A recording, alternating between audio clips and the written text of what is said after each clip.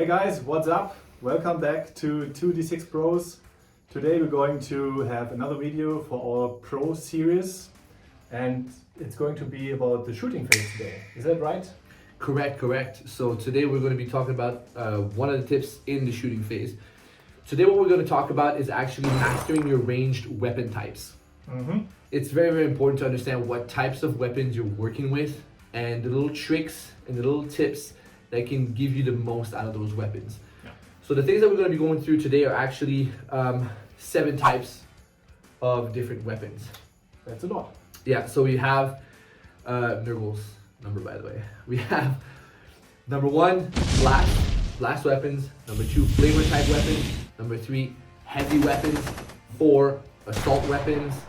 5, rapid fire. 6, pistol. And 7, the one that was actually a request from Tim himself. My most hated type of weapon is the indirect fire type. We just got a nerf from the latest data balance sheet, right? Yeah, correct. Let's get to it. Yeah, so see you in a minute. Alright guys, so welcome to our first example. I decided today to start off with the blast keyword. Now blast is not actually a weapon type, it's actually a weapon special rule. The reason being is that you can actually find blast special rules onto multiple different weapon types, such as heavy weapon types, assault weapon types, probably even pistol weapon types if you look hard enough. The blast keyword is very particular, however, in that it interacts with a different rule in the book, which is essentially quite simple. One unit, for example, this Redemptor Dreadnought, wants to target a unit of Poxwalkers. This unit of Poxwalkers is visible to him and within range of all his weaponry. Also within rapid fire range of his Storm Bolters, hull-mounted Storm Bolters. So right now, he would essentially be able to shoot all his weapons at the unit.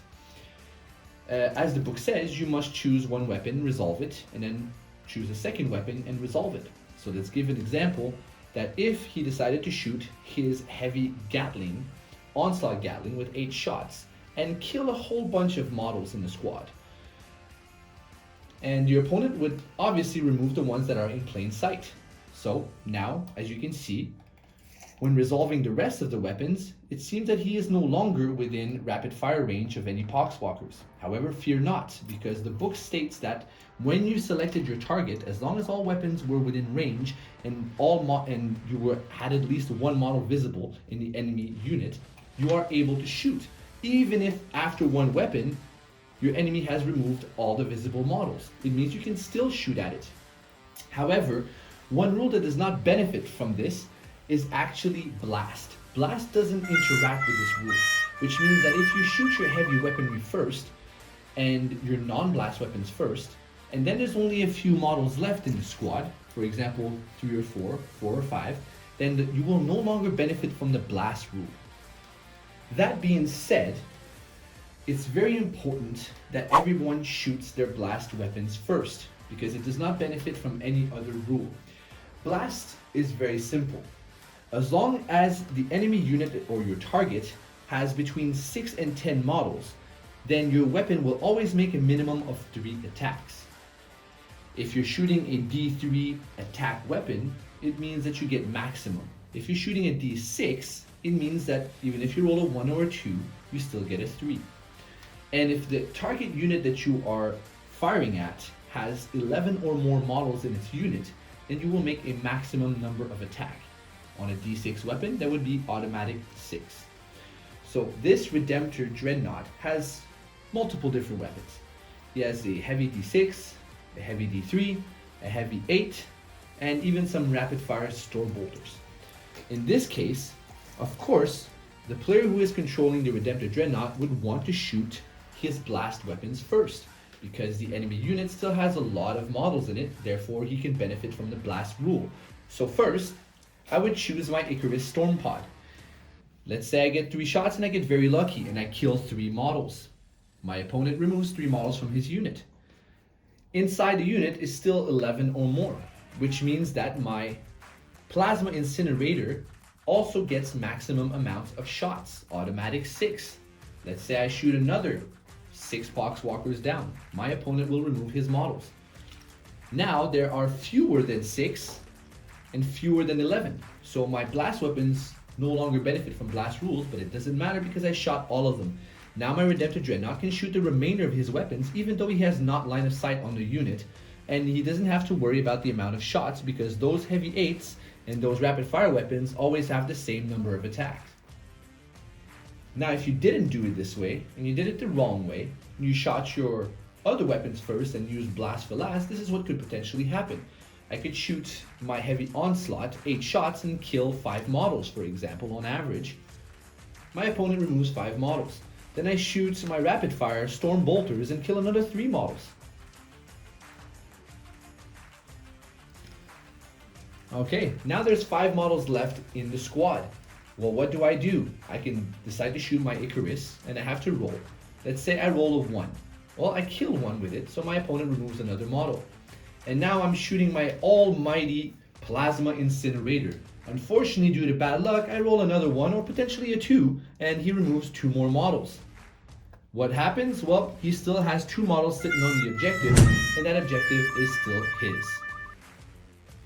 Likewise, in a situation as we see here, where I have multiple units waiting to shoot down the Poxwalkers, it would be wise for me to choose to use my Dreadnought first because he has blast keyword weapons.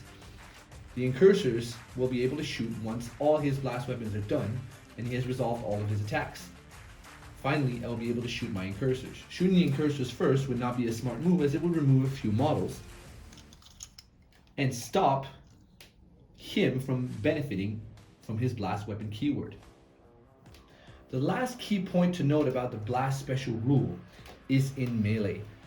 Due to the special rule called Big Guns Never Tire, vehicles also get to shoot into engagement range or into combat. So on his shooting phase, this Redemptor Dreadnought would be able to shoot at the Poxwalkers that are engagement range of him. However, if your weapon contains the blast keyword special rule, this weapon may not shoot into combat unless there is a special rule, which are very rare. He would be able to shoot his Onslaught Gatling Cannon, and he'd be able to shoot his rapid fire weapons, Storm Bolters, but will not be able to shoot his Icarus rocket pod, neither will he be able to shoot the Plasma Incinerator. Alright, next up on the list will be the pistol type weaponry. Now pistol type weaponry to me is a very underutilized and underappreciated weapon. It's actually quite useful in the game and has a very powerful ability which enables it to shoot into combat.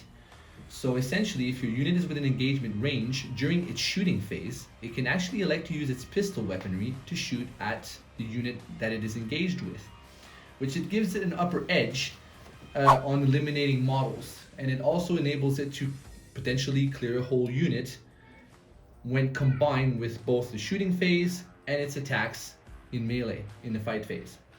Now the example that we have here is an Incursor squad versus Poxwalkers.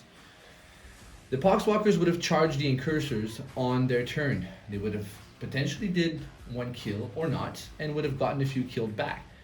However, when this happens, the Incursors were trying to tie up the Incursor squad. The Poxwalkers managed to tie them up. However, unfortunately for them, the Incursors are not only armed with an Oculus bolt carbine, they're also armed with bolt pistols, which means that on the Blood Angel player's turn, he will be able to choose his unit of Incursors and shoot at it with his bolt pistols. He might get a few kills and remove maybe a few Poxwalkers out of it. Now you can see that there's a lot less Poxwalkers for it to kill during its activation in the fight phase. He will pile in, and when it's his turn to hit, he'll have 3 guys less to worry about, and he potentially will be able to clear it out. Now remember guys, pistols also come in different types, but remember that they can be used in combat unless this pistol has the blast keyword. Like we said earlier, if you have the blast keyword on your weapon, you may not use it in close combat unless it's specifically stated in your rulebook. In this next example, we can see a Death Company captain armed with a Thunderhammer and an Infernal Pistol. An Infernal Pistol is actually a Melta pistol, and it confers onto the holder all the benefits of Melta, which is armor piercing and armor destruction. Now, if it wasn't for the Infernal Pistol, this captain would have a hard time clearing up these 2 Mephitic Blight Haulers, which are quite tough, and as you can see, one of them is already hurt and has 3 wounds remaining. With his smaller amount of attacks due to not charging, being already in combat would mean that it would be almost impossible for him to take out both of them. However, in his shooting phase, he can elect to shoot his pistol and potentially have the power to clear out the 3 wounded Mephitic Blightholder. In this situation, when he arrives at his fight phase, he will be in a much better position to eliminate the Mephitic Blightholder and go on to bigger, better things.